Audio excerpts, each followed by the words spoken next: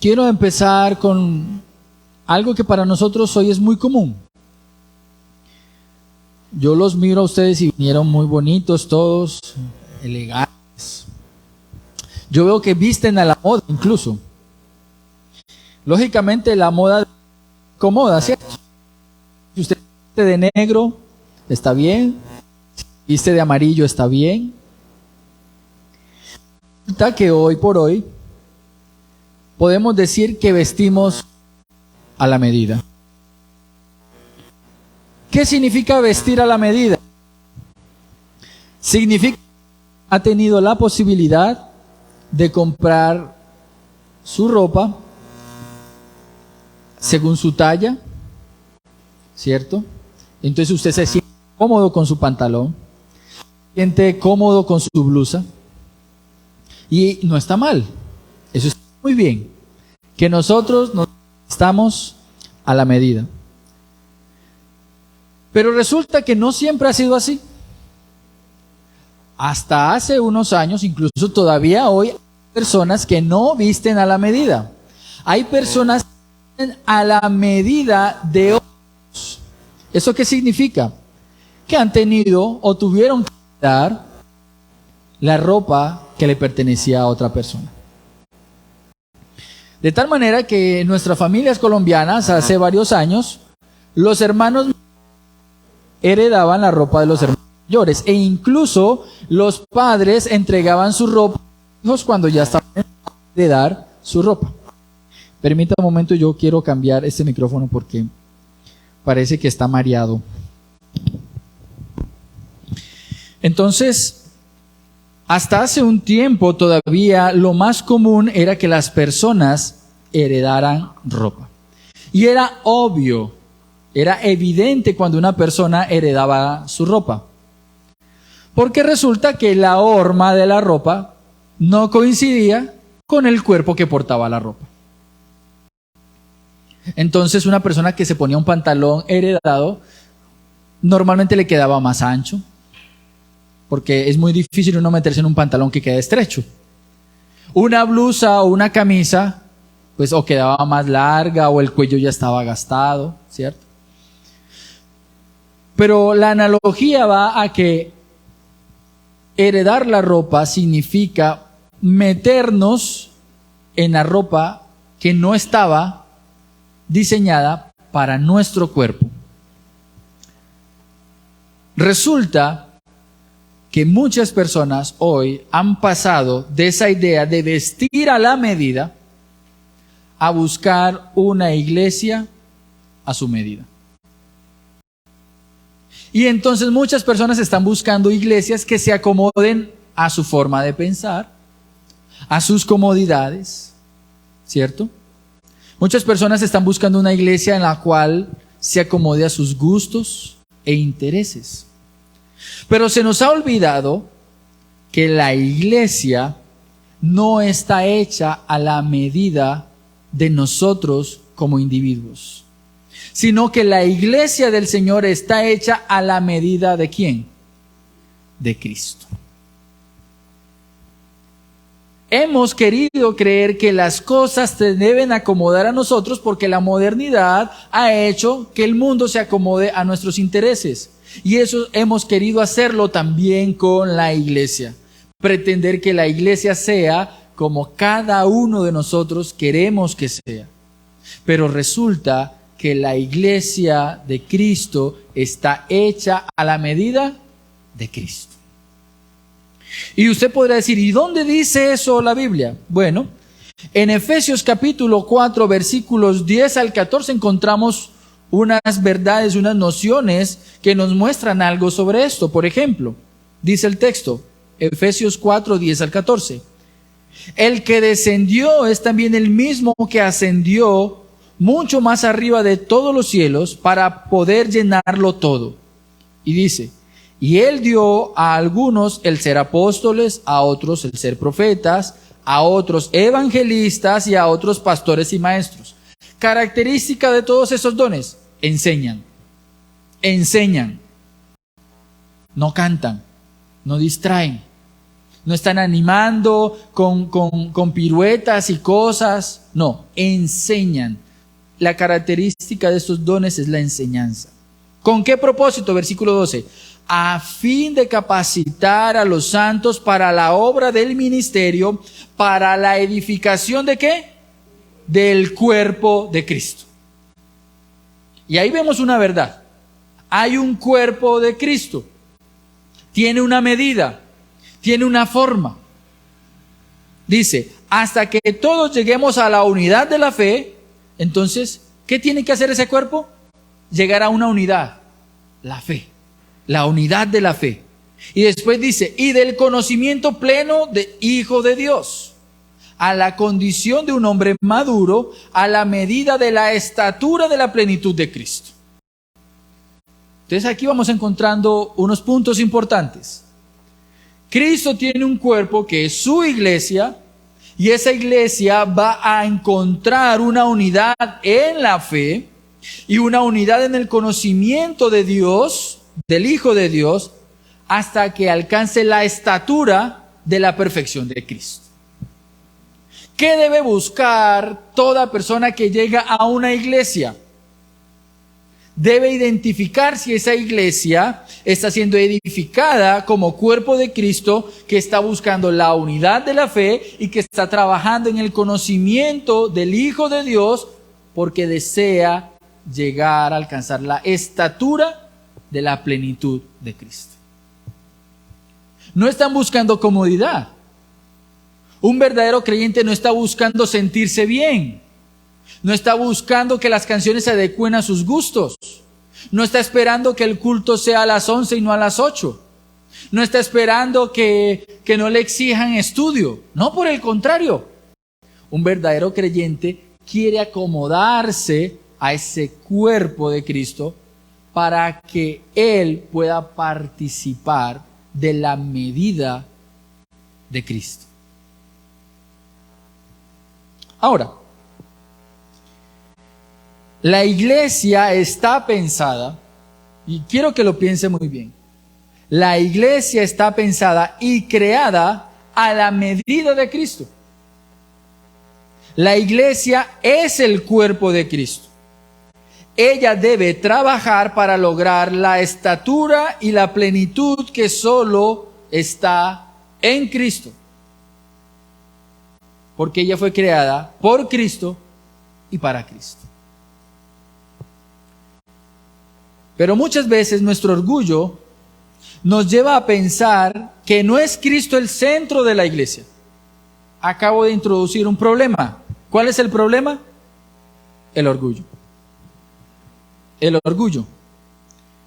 Nuestro orgullo nos lleva a pensar que no es Cristo el centro de la iglesia, sino el deseo particular de cada persona. Muchas personas buscan ser parte de un ministerio en vez de buscar crecer para permanecer en Cristo. Muchas personas buscan congregaciones que tengan música que inunde sus emociones y no piensan si la música es bíblica.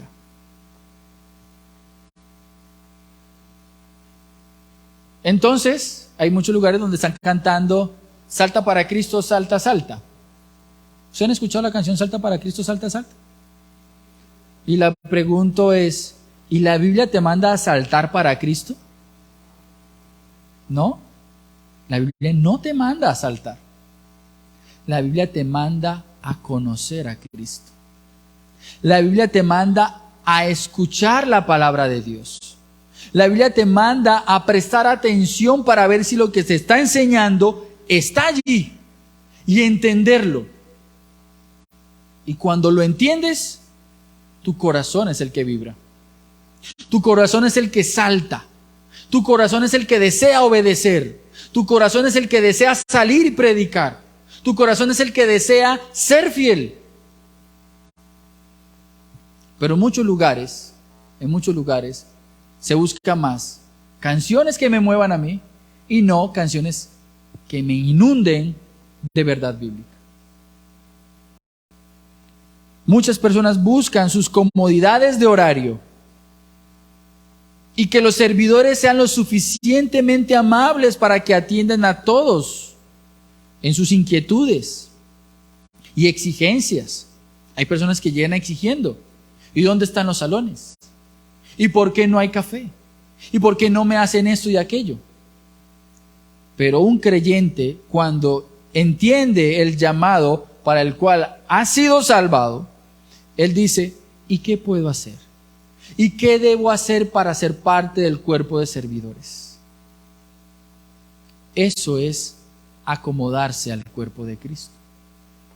Y no, por el contrario, intentar que la iglesia se acomode a mí. ¿Por qué? Porque la iglesia pertenece a Cristo. El resultado de un pensamiento ególatra es que muchos terminan saliendo de iglesias que seguramente están trabajando para llegar a la estatura de la plenitud de Cristo. Obviamente usted, cuando nos evalúa a nosotros como congregación, como iglesia, usted va a decir: pero encuentro este error, encuentro este problema, encuentro esta dificultad, el hermano tal dijo esto, el hermano tal hizo aquello. Y te voy a decir una verdad: no vas a encontrar una iglesia perfecta. Si vas a llegar con lentes a buscar mugre, encuentras mugre. El problema está que el que busca mugre siempre ve el mugre de los ojos hacia el frente y no se busca a sí mismo. Muchas personas han llegado a esa congregación reconociendo que se predica la palabra de Dios, pero no se da cuenta que no hay iglesias perfectas y que hay muchas iglesias bíblicas que están trabajando por conocer a Cristo, por ser como Cristo, para que la iglesia tenga la horma de Cristo, de que un neófito no puede pararse en un lugar a enseñar, de que una persona que incluso se monte en un lugar de eso solamente a cantar o a servir en la puerta, por lo menos debe cumplir unos requisitos que no lo pone el hombre, sino que lo pone Cristo. Hay unas ordenanzas en el libro de Timoteo y de Tito, en el cual los ancianos y los diáconos deben ser personas que manejan la doctrina. Para servir un café, para apoyar a ciertas personas en el ministerio, mínimamente, dice la Escritura, deberían manejar la doctrina. Pero nosotros hemos pretendido que se acomoden a mis intereses. Yo he hecho 2 cursos, puedo servir. Posiblemente con los 2 cursos que has hecho tienes bases suficientes. Pero recordemos que los cursos no garantizan un carácter formado. Y Dios lo que quiere hacer en cada creyente es formar carácter, para que el carácter de cada servidor se parezca al de Cristo. Y de eso se trata la iglesia, de que cada persona que hace parte de una congregación refleje a Cristo.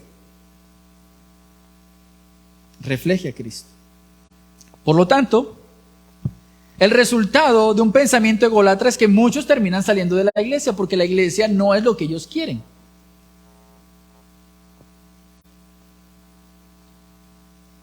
Y el orgullo nos lleva a confiar, y aquí hay un problema importante. El orgullo nos lleva a confiar en nuestra razón, en nuestra capacidad para ver y decidir sobre las cosas. Pero olvidamos que nuestra mente es débil y que tiene la capacidad de creerse sus propias mentiras. El orgullo que aún habita en nosotros nos puede llevar a salir de una iglesia bíblica porque confiamos más en lo que nosotros pensamos que en lo que nos están enseñando de las Escrituras en un lugar que puede ser bíblico, pero por causa de mi orgullo, entonces no lo aceptamos. Y usted podría decir, ¿y dónde está eso? Bueno, voy a leer varios pasajes. Voy a dictar varios pasajes porque todavía no es el tema central de esta mañana. Primera a los Corintios capítulo 3, versículo 18, nos enseña cómo la razón y el conocimiento del mundo no agrada a Dios. Y muchas veces nosotros llegamos a una iglesia pensando con nuestro razonamiento y con el conocimiento del mundo y queremos que la iglesia piense como el mundo piensa. Y ese pensamiento no agrada a Dios. Gálatas capítulo 6, versículo 3 nos muestra cómo la doctrina o la verdad bíblica es solo teoría si no hay obediencia y práctica. Muchas personas han llegado a las iglesias diciendo, pero es que yo conozco de doctrina, yo manejo la teología sistemática, yo conozco de la historia de la iglesia, yo manejo súper bien el Antiguo Testamento y el Nuevo Testamento, pero no se vive. No es evidente que tenga un conocimiento de la verdad, porque no lo practica. De tal manera que posiblemente estamos siendo engañados al creer que el conocer un texto bíblico, que al conocer una doctrina, me hace verdadero creyente e incluso partícipe de lo que es la asamblea de los santos. Gálatas capítulo 6, versículo 3 nos enseña que no es así. Y la carta segunda a Tesalonicenses capítulo 2, versículos 11 al 13 nos muestra que usted y yo podemos ser engañados por una razón muy básica. Y es que nosotros nos complacemos todavía con el pecado. Y por eso es que nos engañamos a nosotros mismos. Ahora, el pasaje es muy fuerte, segunda Tesalonicenses, capítulo 2, versículos 11 al 13. Porque ese pasaje dice que Dios permite un espíritu de engaño para que las personas que aman el pecado sean engañadas. Y aunque ese pasaje apunta hacia el fin de los tiempos, es una realidad hoy. Porque cuando usted va a Romanos capítulo 1, versículos 18 en adelante, usted se da cuenta de que las personas son entregadas a su pecado porque no quieren aceptar a Dios. Entonces, esta es una introducción al tema de hoy. ¿Cuáles son las conclusiones desde la introducción? La iglesia es a la medida de Cristo. Es la primera conclusión. Partiendo de nuestra introducción, la iglesia es a la medida de Cristo. Y cada cristiano debe aprender a reconocer una iglesia bíblica. No estoy diciendo que el pastor debe identificar una iglesia bíblica. No estoy diciendo que el líder debe identificar una iglesia bíblica. Cada creyente debe aprender a reconocer una iglesia bíblica. Cada creyente. Y lo segundo es que debemos, como creyentes, responder apropiadamente a una iglesia bíblica. En pocas palabras, no dejarnos guiar por nuestro orgullo. El título de la enseñanza esta mañana es ¿Cómo responder ante una iglesia bíblica? ¿Cómo responder ante una iglesia bíblica?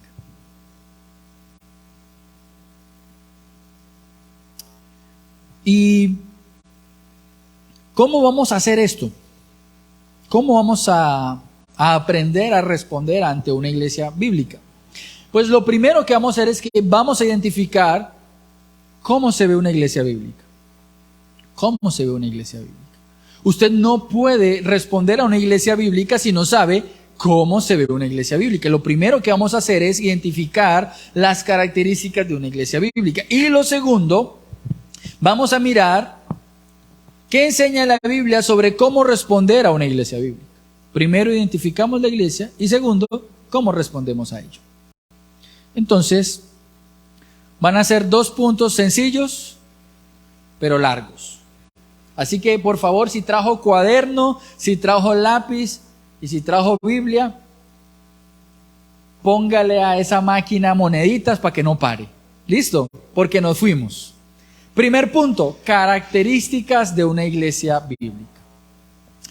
Y vamos a ir a Hechos capítulo 2. Y en Hechos capítulo 2 vamos a remitirnos a lo que fue la primera iglesia bíblica. La primera iglesia bíblica. Hechos 2:42. Cuando hablamos de una iglesia bíblica, obviamente estamos hablando de una iglesia sana. Estamos hablando de una iglesia que anteriormente se denominaba como una iglesia de sana doctrina. Antes las iglesias de sana doctrina simplemente eran trinitarias. Y con eso ya creíamos que era una iglesia bíblica. No. Hoy hay muchas iglesias trinitarias que no son ni sanas ni bíblicas. Entonces, vamos a ver características de lo que era la iglesia primitiva y vamos a extraer de allí esas características que hacen que una iglesia sea bíblica. Hechos 2:42 dice así: y se dedicaban continuamente, ahí no dice de vez en cuando, ahí no dice una vez al año, sino continuamente. Y voy a hacer una ilustración para que usted se dé cuenta qué se entiende por continuamente.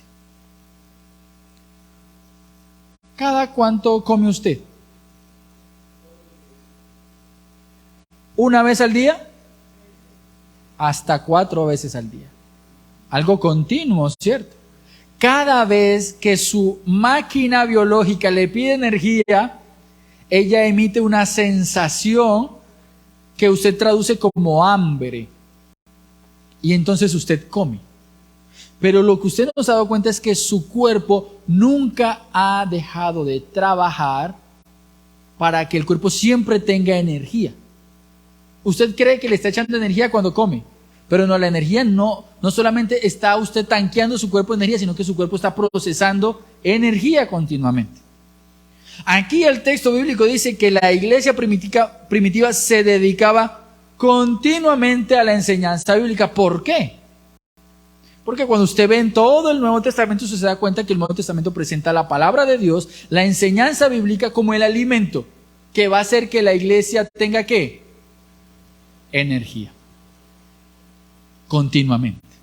Entonces, y se dedicaban continuamente a la enseñanza de los apóstoles, no a la enseñanza de unos líderes, no a la enseñanza de unos gurús. No. Ellos iban ¿a dónde? A lo que los apóstoles habían enseñado. Hoy eso lo resumimos con el Nuevo Testamento. Y los apóstoles nos enseñaron a ir al Antiguo Testamento para confirmar el Nuevo Testamento.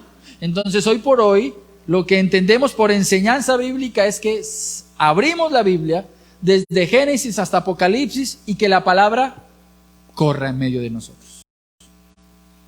Se dedicaban continuamente a la enseñanza de los apóstoles, a la comunión, al partimiento del pan y a la oración. Y de este pasaje extraemos entonces 4 características de una iglesia bíblica. Primera característica, la enseñanza bíblica. Enseñanza bíblica. ¿Qué es enseñanza bíblica? Bueno, primero voy a enseñar lo que no es. No son opiniones humanas. Tampoco es filosofía.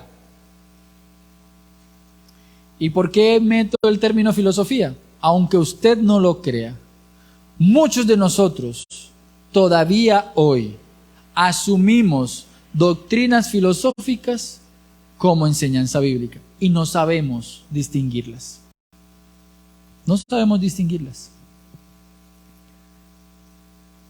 2 puntos. Invitados al curso Historia de la Iglesia. Cierro. Seguimos. Enseñanza bíblica. Y la primera pregunta que deberíamos hacernos es, ¿qué enseñaban los apóstoles? ¿Qué enseñaban los apóstoles? ¿Qué enseñaban los apóstoles? Enseñaban el evangelio en su totalidad. Su totalidad. Todo el evangelio era la enseñanza de los apóstoles. Y usted se preguntará, ¿y cómo se veía la presentación del evangelio por un apóstol? Bueno, mire cómo presentó Jesús a los 2 viajeros de Emaús el evangelio. ¿A dónde fue? Recorrió todo el Antiguo Testamento. Pregúntele cómo presentó el evangelio Esteban a los fariseos que lo apedrearon. Fue un sermón. Pero así como cuando usted y yo le decimos a un amigo, mi mamá me echó un sermón, mi esposa me echó un sermón, mi esposo es cantaletoso. ¿Usted sabe qué significa eso? Que la lista de cosas que dijo eran largas. Esteban dio un sermón por todo el Antiguo Testamento presentando el Evangelio. Y en esa manera como ellos presentaban el Evangelio desde el Antiguo Testamento, recorriendo por los profetas, Moisés y los Salmos, es lo que después se constituye para nosotros en el Nuevo Testamento. Y no solamente eso. El apóstol Pablo dice en la carta a los Efesios que a él le fue encomendada el misterio de la iglesia. Y allí se complementa la revelación. El evangelio de Cristo, de que él tendría que nacer, morir, resucitar, ser elevado a la gloria, e iba a levantar un cuerpo que iba a cumplir el propósito de predicar el evangelio por todas las naciones, lo encontramos en su totalidad, tanto en el Antiguo como en el Nuevo Testamento, con cada una de las doctrinas que están presentes en ese evangelio. Salvación, la plenitud de Dios, Dios Padre, Dios Hijo, Dios Espíritu Santo. La salvación no solamente para los judíos, sino para los gentiles. Va a llegar un momento en que se va a cumplir la totalidad de los escogidos y usted empieza a atravesar todas las doctrinas bíblicas. Los apóstoles enseñaron eso a la iglesia. Y la iglesia, dice aquí, perseveraba en la enseñanza de estos apóstoles. Una iglesia se caracteriza porque principalmente tiene como función predicar, enseñar, mostrar la verdad de Dios. Que a nosotros nos guste comer, sí, está bien, nos podemos reunir a comer. Que venimos un sábado a curso de mujeres y después nos vamos a comer, pues yo me junto ahí a la comida también. Pero si en esa comida no hubo predicación, no hay iglesia ahí. En estos momentos estamos presentando la palabra de Dios. Aquí está la iglesia, ¿por qué? Porque está cumpliendo el propósito de presentar el mensaje de los apóstoles. Segunda característica, estaba hablando en términos negativos, ¿cierto? ¿Qué no es la enseñanza? Bueno, no es predicar riqueza. ¿Ustedes han visto que en muchos lugares predican riqueza? Hechos capítulo 8, versículos 20-21, encontramos que Pedro le corrigió el deseo a Simón el mago de acercarse al evangelio por riqueza. Hechos 8, 20 y 21 les enseña cómo el creyente no puede seguir el evangelio por causa de la riqueza. Y Pedro le dijo a Simón: tú y tu riqueza mueran contigo. Uno de los errores de los maestros de la iglesia primitiva fue que muchos de ellos siguieron el evangelio por deseos de riqueza. Y siempre los apóstoles corrigieron esa mala actitud. Predicar el evangelio no es predicar riqueza. Predicar el evangelio no es enseñar éxitos humanos. ¿Quieres ser exitoso? Ven a la iglesia. Falso. Filipenses capítulo 3, lo debemos tener bien fresquito porque nos han estado untando de Filipenses todos esos domingos. Filipenses capítulo 3, versículos 4 al 7, Pablo dice: era de linaje privilegiado, era erudito, tenía título de Harvard, Oxford, Cambridge, todos los títulos habidos y por haber los tenía. ¿Y saben qué? Cuando llegué a Cristo, me di cuenta que eso no sirve para nada. Literal, para nada. Para nada. ¿Quieres presentar a Cristo? No digas que eres filósofo, no digas que eres ingeniero, no sirve para nada. Presenta a Cristo. Primera a los Corintios. Cristo siempre va a ser locura para el mundo, pero es la única locura que salva. los éxitos humanos no es algo que se deba predicar en el púlpito. Predica a Cristo. Eso es una iglesia bíblica, que predica a Cristo. Tercero, y ustedes creerán, bueno, pero es que eso es contradictorio, Johan. No, no es contradictorio, es que lo vemos. La iglesia no predica mundo. Y usted dirá, ¿cómo así? Sí, no predica mundo, pero hay muchos lugares que dicen ser iglesias y predican mundo. Que te enseñan a amar el mundo, que te enseñan a desear el mundo, que te enseñan a seguir el mundo. Y la iglesia no predica mundo. Santiago capítulo 4, versículo 4 dice, el que ama al mundo está en contra de Dios, es enemigo de Dios. No podemos permitir por nada del mundo que nuestra iglesia o nuestra congregación sea o se constituya enemiga de Dios mismo por estar predicando mundo. Nosotros aquí no podemos darnos esa licencia. La iglesia no predica mundo. La iglesia te va a enseñar a amar a Dios, a ver a Dios, a desear a Dios. Y hay una sola forma para lograr eso. Que nuestra mente esté rebosada de la palabra de Dios. ¿Sabe cómo se ve un creyente que participa de una iglesia bíblica que presenta la palabra de Dios? Tranquilo. Porque sabe que va corriendo por las sendas que Dios nos ha preparado y vamos a poder obedecer con mucha facilidad. ¿Por qué? Porque nuestra mente está saturada de la mente de Cristo, de la palabra de Dios.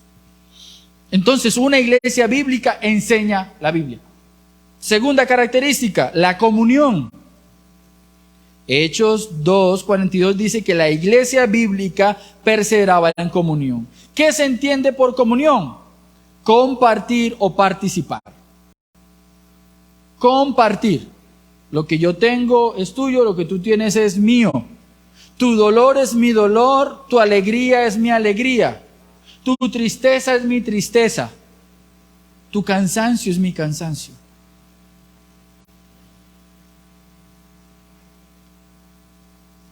Pude compartir con muchos de ustedes, los que participaron del curso de los miércoles, la evaluación del curso.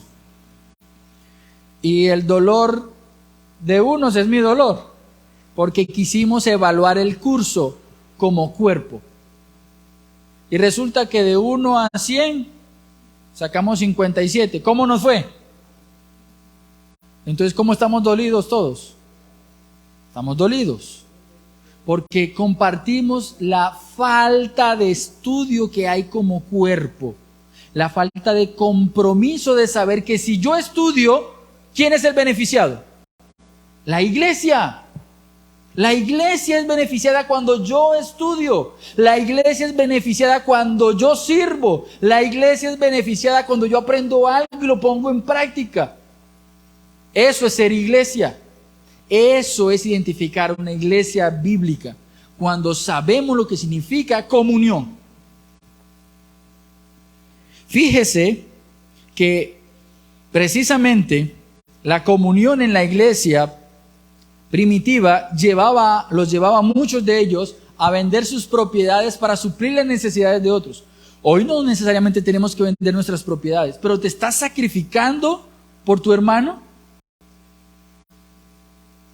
Y aquí es donde tenemos problemas, porque normalmente la pregunta se hace en cuanto a si tú te estás sacrificando por tu hermano, y la mayoría de nosotros lo entendemos como, pero por mí no se están sacrificando. ¿Sí se nota dónde está el problema? El orgullo. Yo como centro, entendemos lo que no es. No se trata de que otros se sacrifiquen por ti. Se trata de que tú te sacrifiques por los otros. Amor, comunión.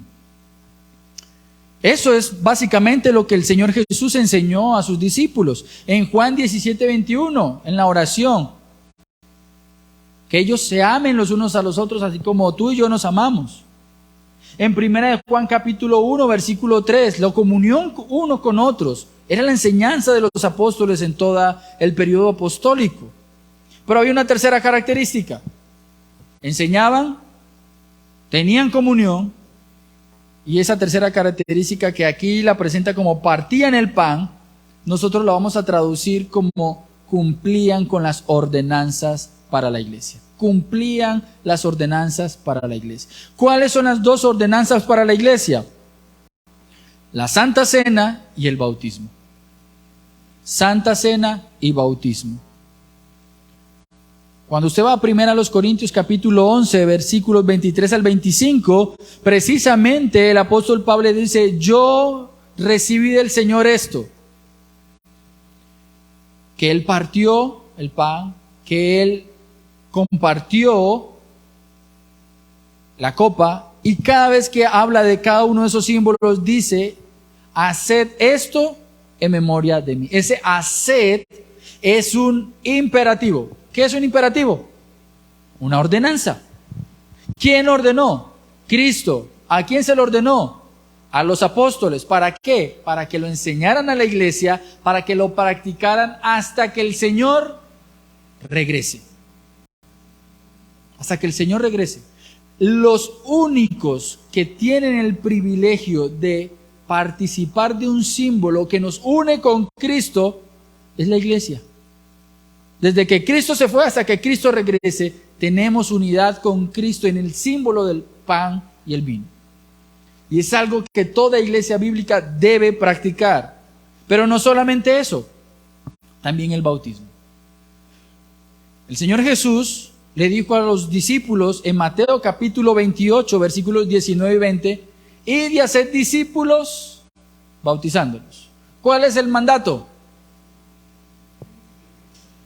El mandato es hacer discípulos bautizándolos. Lógicamente, pues hoy nosotros decimos, pues vamos, le presentamos el evangelio a alguien, dice que sí, lo bautizamos, ya es cristiano. Bueno, resulta que en la antigüedad no era tan fácil. En la antigüedad, bautizarse significaba renunciar a todo. Porque podía costarme que iba a perder la herencia de mi familia. Porque iba a significar para las mujeres que los esposos las dejaran solas. Porque iba a significar la misma muerte si eras cristiano. Hoy para nosotros bautizarnos no nos significa eso. Hoy cualquiera va, se bautiza y no ha pasado nada. Nadie te va a perseguir, nadie te va a desheredar, posiblemente. En la antigüedad bautizarse significaba literalmente tomar tu cruz y estar dispuesto a morir. Entonces cualquiera no se bautizaba. Pero si te bautizabas es porque habías entendido el evangelio y te habías hecho un verdadero seguidor de Cristo. Y la ordenanza para la iglesia era hacer discípulos bautizándolos. Toda iglesia bíblica lo que está deseando es hacer discípulos. No van a creer ustedes que hacer la tarea de discípulos es fácil. No es fácil porque hay orgullo en nuestro corazón. Porque creemos que nosotros estamos bien. Porque creemos que nosotros hacemos las cosas de la mejor manera posible. Pero el término discípulo en la antigüedad tenía una connotación muy, muy particular. El discípulo se parecía al maestro. El discípulo se parecía al maestro.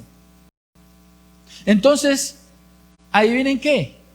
El discípulo Pedro, después de 3 años de estar detrás de Jesús, así negara que no era seguidor de Jesús, aún maldiciendo a Jesús, la gente decía, es que te pareces a Jesús.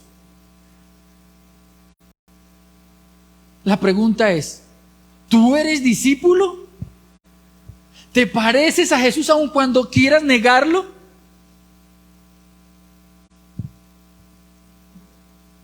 ¿O nos parecemos al mundo? ¿O somos igualiticos al mundo? De tal manera que así queramos decir que somos cristianos, no nos creen.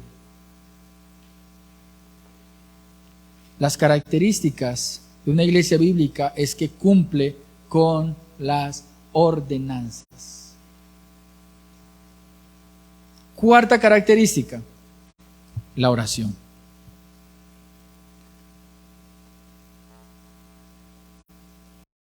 se dedicaban a la enseñanza, a la comunión, al partimiento del pan y a la oración. Y la oración, usted lo debe ver como el principal medio por el cual reconocemos la necesidad de sabiduría y de ayuda divina. Y mire que estoy poniendo un orden, y ese orden es importantísimo. Sabiduría y ayuda divina. Una de las cosas que posiblemente más me entristecen como servidor aquí en la iglesia es ver cómo muchos de nosotros creemos que siendo creyentes podemos estar en el mundo y no contaminarnos del mundo. Obviamente no te vas a contaminar de la misma manera estando en un lugar que en otro, viendo un programa que otro, pero lo que no puedo concebir es que muchas personas creen que estando en el mundo no se contaminan. Y vienen hablando aquí de mundo y no se dan cuenta. Y hablan de la Escritura y no se dan cuenta que están presentando el mundo y no la Escritura. No hay discernimiento en la manera de pensar. No se dan cuenta. Y lo peor de todo, sus oraciones no están buscando ni sabiduría ni ayuda divina, sino que están pretendiendo que la palabra de Dios se adecúe a sus deseos. Pero la verdadera iglesia, cuando ora, está buscando sabiduría y ayuda divina para ser limpiados del mundo, principalmente. Y usted me va a decir, ¿y entonces no puedo orar para pedir algo a Dios? ¿No puedo orar a Dios para que me bendiga? Y yo te voy a decir dos cosas. Uno, sí puedes orar a Dios para que te bendiga, porque Dios bendice. Pero si esa es tu principal preocupación, estás pensando como el mundo. Porque el mundo solamente ve a Dios en términos de ayuda y no en términos de sabiduría. Porque el mundo solamente está buscando a Dios cuando tiene problemas, no cuando quiere pensar antes de caer en un problema.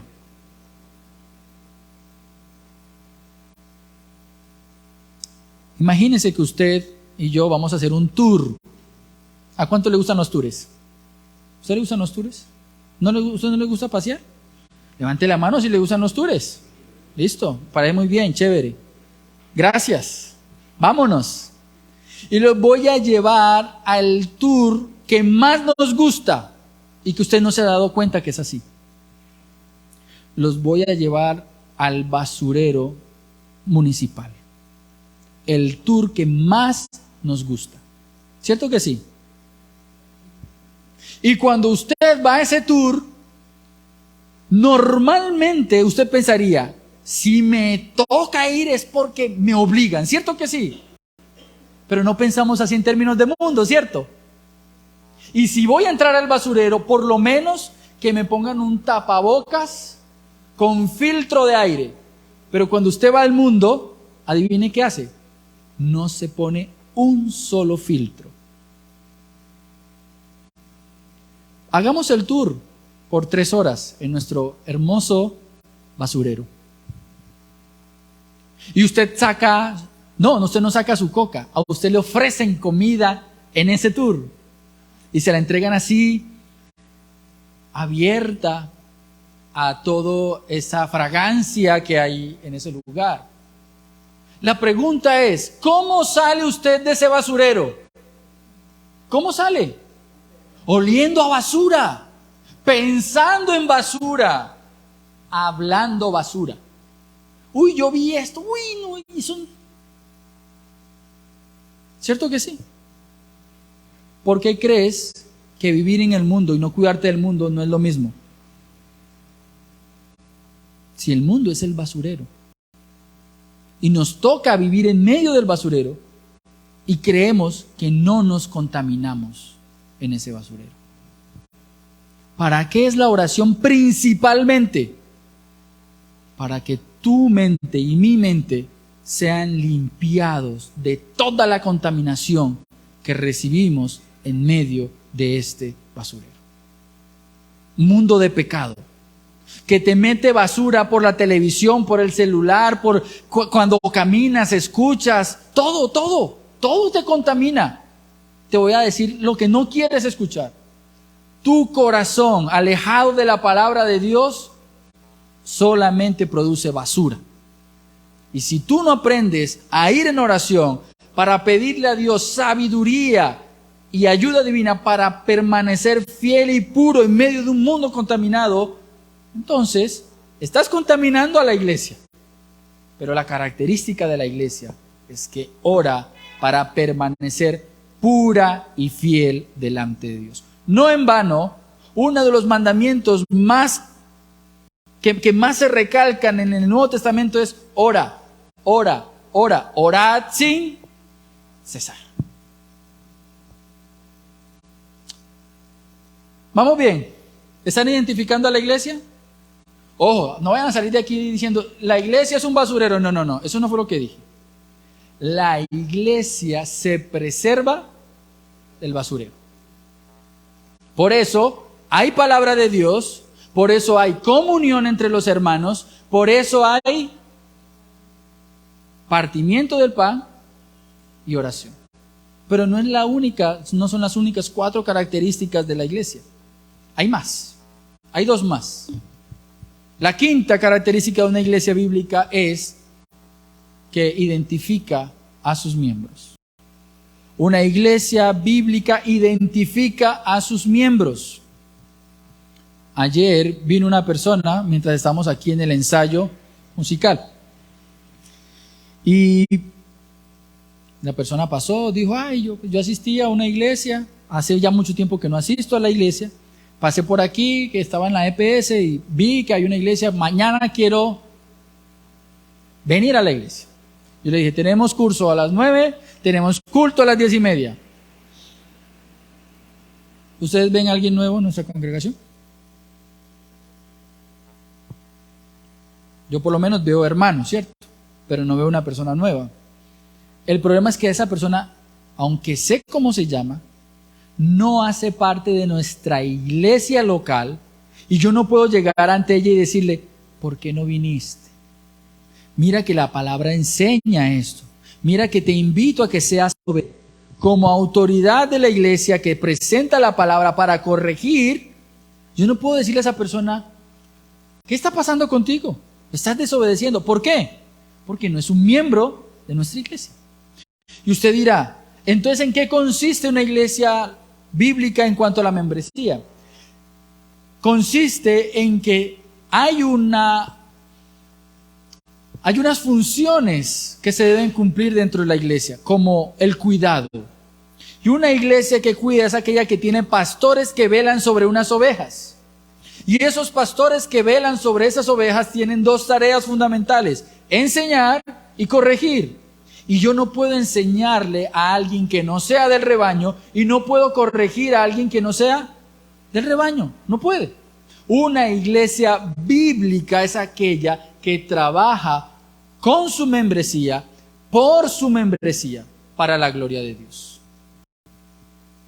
Porque la labor de los pastores de una iglesia es trabajar en el carácter, por medio de la palabra, en cada uno de los creyentes, para que nos parezcamos a Cristo. Ahora, no se trata de hacer distancias entre los líderes y los miembros. Todos somos creyentes que estamos siendo formados, instruidos, corregidos, edificados en la verdad. Pero la característica de una iglesia bíblica es que el creyente maduro se inscribe, se adhiere a un cuerpo local identificable. ¿Usted a qué iglesia pertenece? Yo pertenezco a la iglesia Comunidad de Gracia. Oh, qué bien. ¿Hace cuánto está ahí? Hace más de 10 años. Chévere. Te llaman cuando no vas. A veces. ¿Y qué te dicen? No, me alientan a que no deje de asistir, a que participe de los cursos. Me llaman cuando pasa esto y aquello. ¿Te cuidan? Sí, me cuidan. Eso no lo podemos hacer con una persona que no es miembro de una iglesia. Entre otras bendiciones que tiene el ser parte de una membresía consiste en recibir instrucción de la palabra de Dios. Ya lo vimos dentro de las características de una iglesia bíblica. Servir y edificarse unos a otros, la comunión, participar de las ordenanzas, ya lo vimos también. Y tenemos como miembros de la iglesia una responsabilidad: proclamar el evangelio a los perdidos. Como miembros, sabemos que al recibir el llamado a la salvación, ahora damos de gracia lo que hemos recibido por gracia. Presentamos el evangelio. Y como miembros de la iglesia, nos sometemos al cuidado amoroso de los ancianos bíblicamente calificados. Ahora, normalmente lo que suele pasar, que es donde tenemos conflictos, volvemos al mismo punto. ¿Somos perfectos? No. ¿Usted es perfecto? No. ¿Yo soy perfecto? Casi. No, ni siquiera. El que está aquí al frente no es perfecto. Y ahí sí, como dice mi hermano David, pregúntele a mi esposa. Pero no a la esposa de David, sino a la mía. Para que vea. Que a veces me levanto con unos dinosaurios mordiéndome en la espalda. Ni siquiera son garrapatas, ¿cierto? Pero el hecho de que un líder no sea perfecto no significa que cuando él abra la palabra de Dios no te esté hablando de parte de Dios y no te quiera corregir porque Dios te quiere corregir y que te está cuidando porque Dios te ama. Y ahí se involucra a veces el tono con el que nos hablan. No estoy diciendo que acepte todo de la misma manera siempre, pero como lo decía ahorita, nosotros como quienes recibimos corrección, identifiquemos primero el por qué y no necesariamente primero la forma. Y vamos trabajando en la forma, pero piensen el por qué nos dicen las cosas. El por qué es para el cuidado. El por qué es para que no perdamos el rumbo. El por qué es porque podemos estar caminando hacia el abismo y no somos conscientes de ello, y otras personas que de pronto tienen más conocimiento de la palabra y que tienen un discernimiento de las cosas que están a nuestro alrededor, nos están cuidando. Hay muchas ovejitas negritas que están saltando y se están quebrando las patas. Y después llegan y dicen, ¿y por qué usted no me dijo eso? Y muchas veces nos ha tocado decir, sí lo dijimos, pero no quisiste escuchar. Y nosotros tenemos el llamado de hacerte una invitación, pero si pecas es tu decisión. Y si vienes, nuevamente, nosotros te recibimos como iglesia, pero sabes que tenemos que pagar unas consecuencias por causa de nuestro pecado. ¿Qué hace la iglesia? Cuida, preserva, advierte. Eso hace una iglesia bíblica. Pero el hecho de que nosotros muchas veces por nuestro pecado y nuestra rebeldía hagamos las cosas, pues ya la iglesia no tendrá culpa sobre esto. Ahora, acompáñenme a Hebreos capítulo 10, versículos 24 y 25. Hebreos capítulo 10,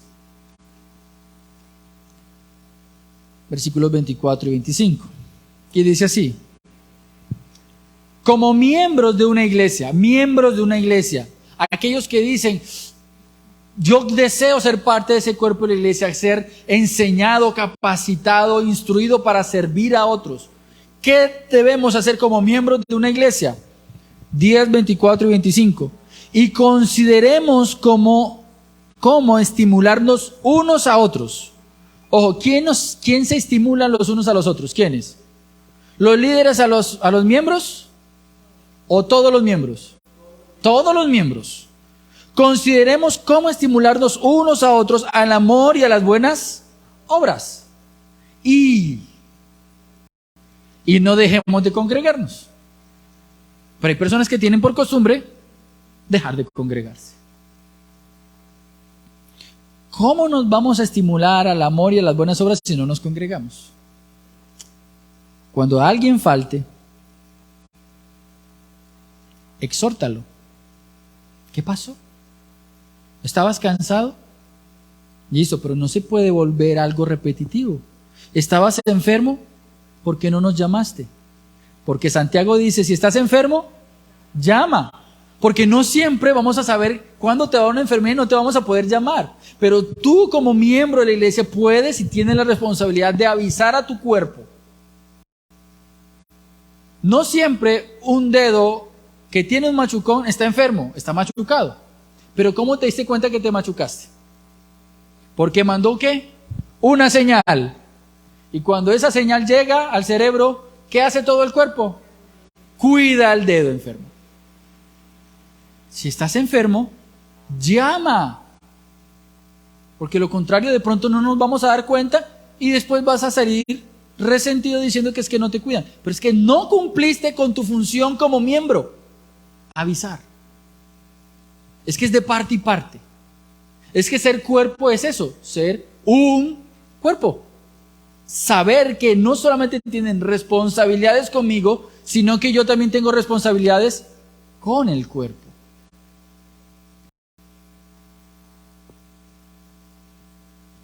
Y la última característica por ahora va a ser la disciplina. Una iglesia bíblica, una iglesia que quiere ser obediente a su Señor, es aquella iglesia que practica la disciplina. Y aquí hemos expuesto varias veces que esa disciplina consiste en un momento formativo y también en un momento correctivo. Cada vez que nos paramos en un púlpito a enseñar, cada vez que ofrecemos un curso, cada vez que nos sentamos con un hermano para discipularlo, es formación. Estamos siendo discipulados, estamos siendo disciplinados. Nos están enseñando cómo caminar. Ahora, pero cuando a alguien se le da por decir, pero yo quiero caminar de espaldas, ¿qué le toca a los miembros de la iglesia hacer con ese creyente que quiere caminar de espaldas? Hay que decirle, así camina el diablo, así me decían a mí.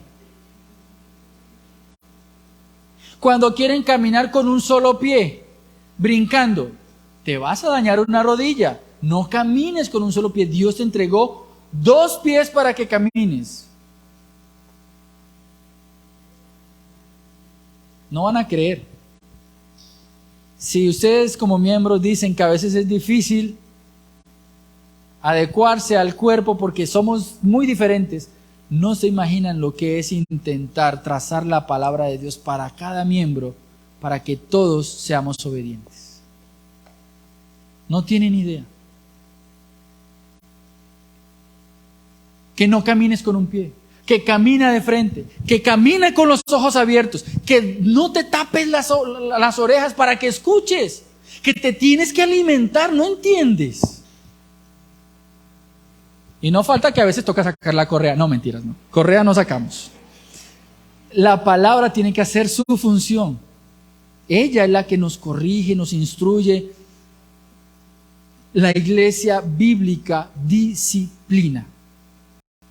Hay personas que les gusta ir a lugares porque nadie sabe que yo voy, que nadie sabe que yo vengo, que nadie sabe lo que hago. Entonces no es una iglesia bíblica, porque no te están prestando atención, porque no te están cuidando.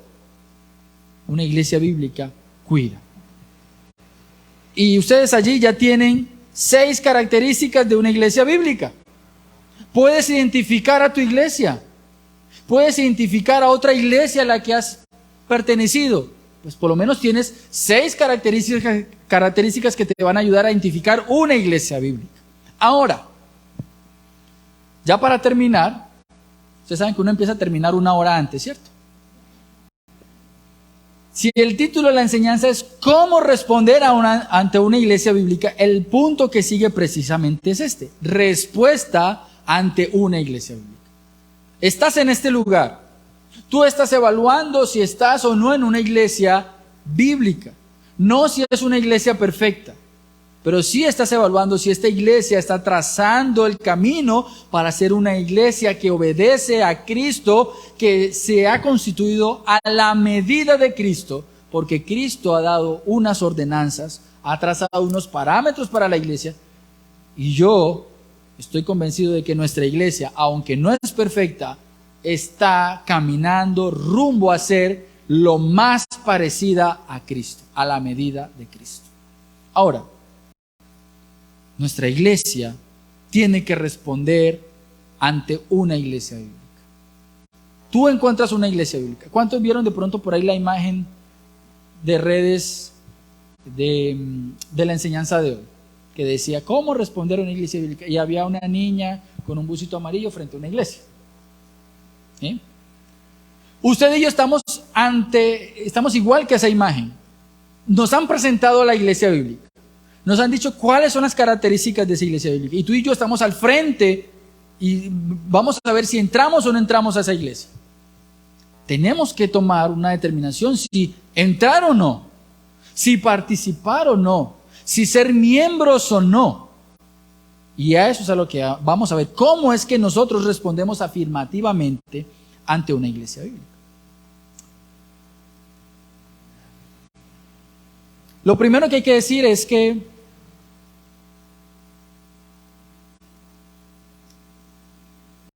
hay que responder a esa pregunta evaluando cómo es que nosotros respondemos a las características de la iglesia. Si tu iglesia es bíblica y enseña la Biblia, entonces nosotros como creyentes debemos recibir la enseñanza porque está enseñando lo que la palabra enseña, atesorarla. ¿Qué significa atesorar? Le voy a dar una pequeña ilustración. Usted y yo somos casi ciegos. ¿Cómo ve un casi ciego? Ve nublado, no detalla formas. Acuérdense las palabras de ese ciego en los evangelios que decía que él veía como árboles moviéndose. De una persona a un árbol hay mucha diferencia. Si veía árboles moviéndose, no quiero imaginarme el peinado de las personas. Pero un casi ciego no distingue formas. Y tú y yo tenemos entonces que ponernos unos lentes. Y cuando nos ponemos ahora los lentes, vemos con claridad. Atesorar es no querer perder esos lentes para ver con claridad. Un creyente cuando escucha el mensaje de la palabra de Dios y atesora la palabra de Dios, quiere decir, quiere ver con claridad el mundo en el que vive. Atesora la palabra de Dios. La pone en práctica y comparte lo aprendido. Mire que la respuesta no solamente es escuchar, no es solamente venir cada domingo. O sea, mi respuesta a una predicación bíblica no es que yo vengo, la escucho y me voy. No, la escucho, la atesoro, la pongo en práctica y la comparto. Ahora, ¿toda enseñanza bíblica es correcta? Ustedes han visto que muchas personas se paran en un púlpito y parece que están predicando la Biblia. Y entonces muchas personas creen que porque están recitando el texto tal cual, entonces, es que eso es una iglesia bíblica porque que vea, abren la Biblia, leen la Biblia y me parece que está bien la explicación. Nosotros en esta congregación enseñamos que la exposición bíblica o la predicación expositiva es la verdadera exposición. No toda iglesia, porque abra una Biblia, es una iglesia bíblica. No toda iglesia, por el simple hecho de que te lean un texto, están predicando expositivamente. Y voy a traer el ejemplo, o voy a traer definiciones de grandes predicadores de la iglesia. Juan Calvino dijo que la predicación expositiva es desplegar su significado verdadero y natural mientras se aplica. No se trata de mover el significado, mirar a ver qué otras formas de entender el texto puede tener, sino lo que dice ahí, intentar explicarlo lo más fácil Y de ahí, después de haber entendido lo que ese texto significaba con claridad, aplicarlo. Otro hombre, J.I. Packer, dice, hablando solo lo que el texto dice. No nos podemos ir más allá. Si la Biblia dice, no dejen de congregarse, no me puedo ir más allá. Congregarse es congregarse. Congregarse no es prender el computador y tener un culto virtual. Pero hay muchas formas en que hoy se han querido mostrar cómo congregarse virtualmente es congregarse. Patrañas del diablo. Tú detrás de una pantalla no ejercitas tus dones. No te llamas, no amonestas al otro. No, falso. Habla solo lo que el texto mismo puede hablar y muestra lo que el texto puede mostrar, no es más. Sinclair Ferguson dice que la tarea del predicador fundamentalmente consiste en explicar el texto en su contexto. ¿Por qué Pablo le dijo esto a esta iglesia? ¿Y qué implicaciones tiene eso para nosotros? En muchos lugares te abren la Biblia y no te muestran por qué y cómo se llegó a una conclusión. Eso no es predicación expositiva. En todo lugar no predican expositivamente. Y si no se predica expositivamente, posiblemente no es una iglesia bíblica. Porque es muy fácil, créanme que es muy fácil abrir un pasaje de la Biblia y tergiversarlo, y tú te puedes ir creyendo que lo que yo dije era verdad. Es muy fácil si no muestras el contexto en el que fue presentado el pasaje. Y eso es importante. En cuanto a la comunión, el llamado es a trabajar para fomentar la hermandad. La hermandad. Ahora te lo voy a poner en términos prácticos. ¿Cuántos alguna vez aquí tuvieron un hermano y se pelearon con el hermano?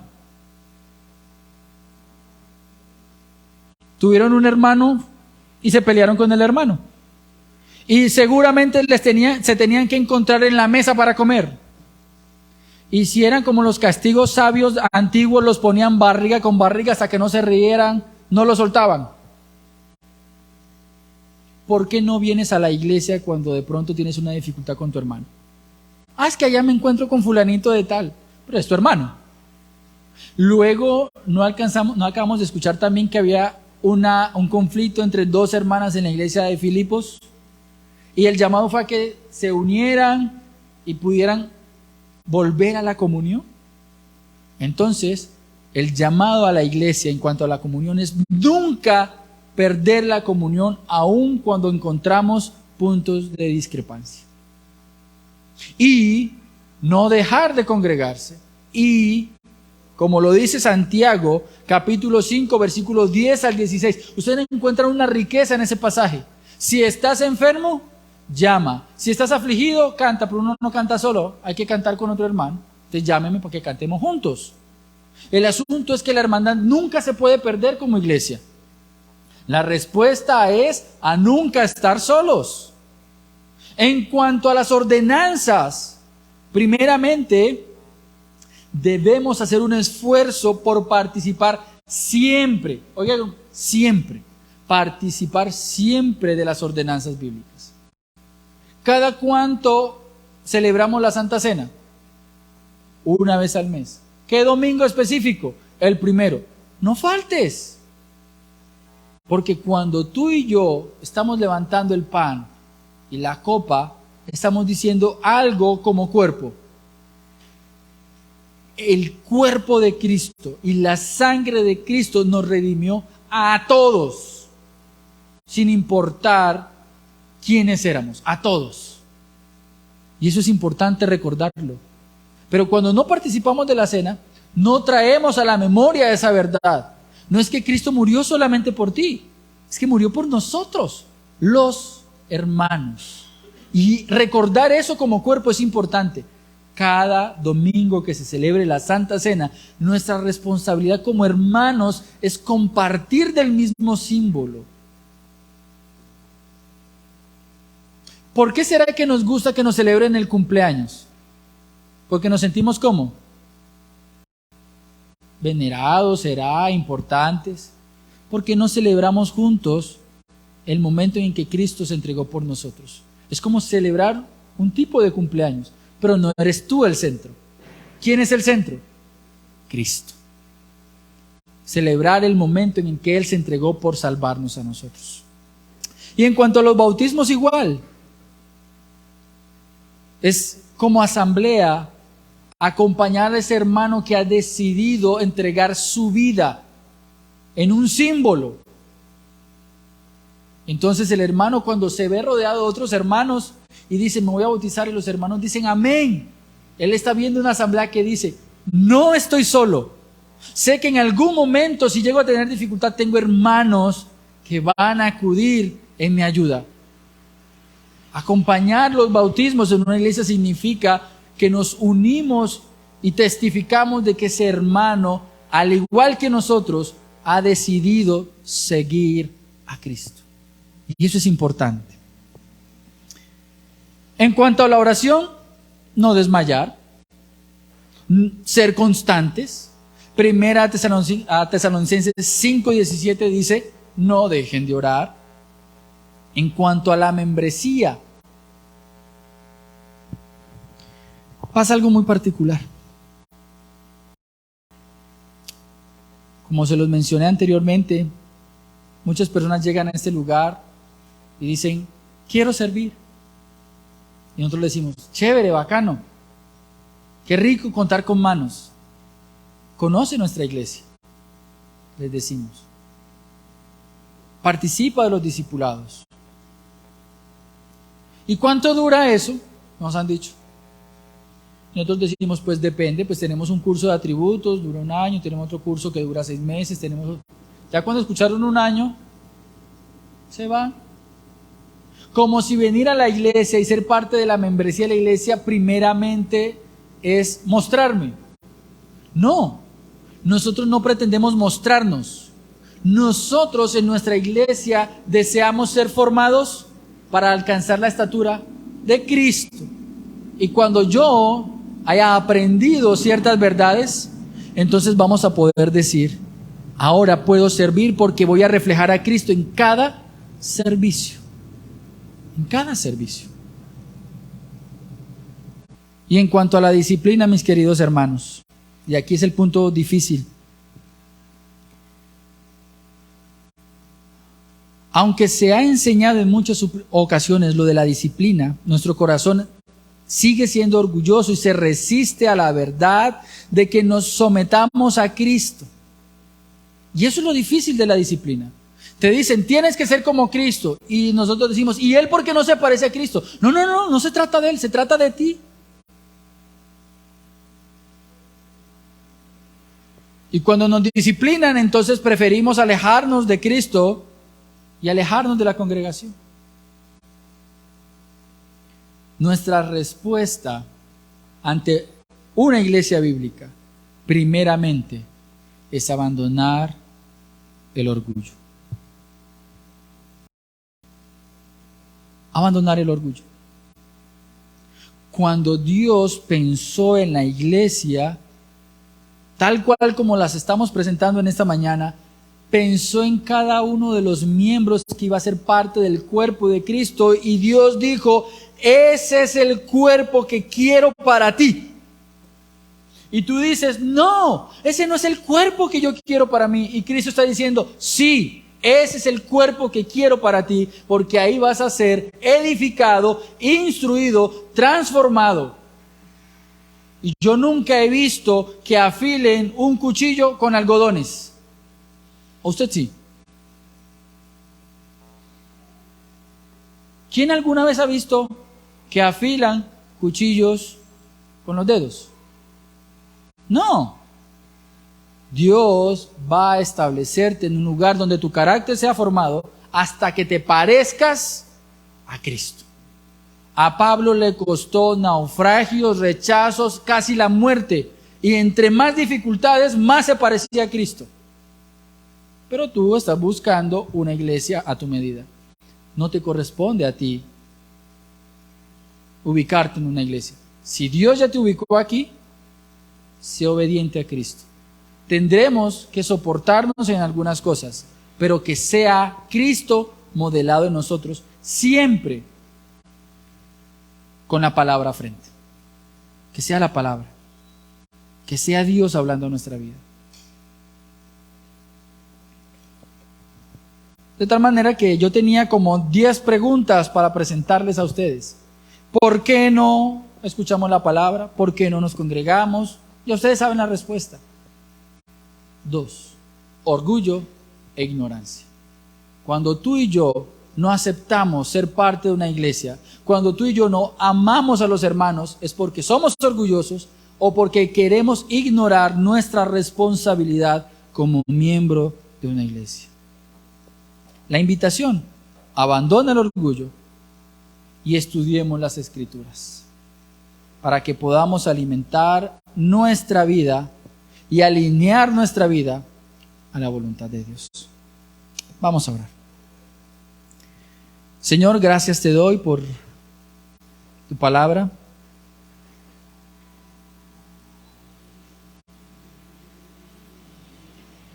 Padre, que nuestra petición sea como la de Juan el Bautista.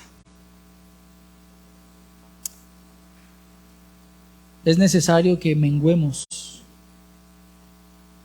para que Cristo crezca. Es necesario que nosotros seamos menos cada día nosotros mismos. Y que Cristo cada vez sea más y más en nosotros.